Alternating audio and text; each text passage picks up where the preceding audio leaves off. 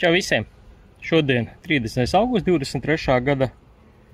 Šajā video vēlos parādīt biškopiem iesācējiem vai tiem, kas vēlas par tādiem kļūt, divas atšķirīgi atvākotas māšu kannas.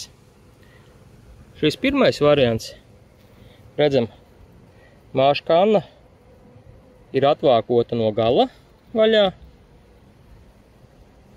No šādas māšu kannas ir skaidrs, ka ir piedzimusi bišu māte.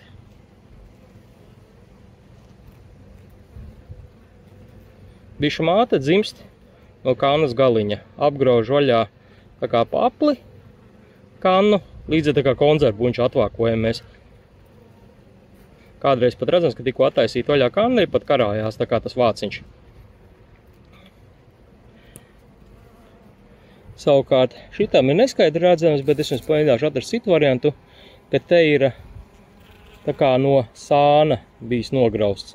Un beigās arī no gala laikām, bet te ir tās vienkārši vanskars palikuši.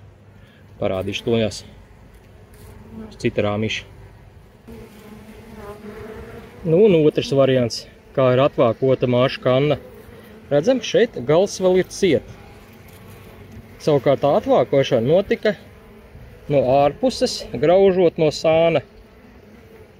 Un tas liecina par to, ka bites ir likvidējušas šo mātes cirmeni. Tā māte, kas izšķīlusies, tā ir pieņemtā, savukārt šī kanna ir atgrausta no sāna, un šī māte ir likvidēta. Šis kāpurs māša. Kā dzīvē var noderēt šādas zināšanas, lai jūs saprastu, kura māte no kuras kanniņas ir dzimusi un kuras ir likvidētas.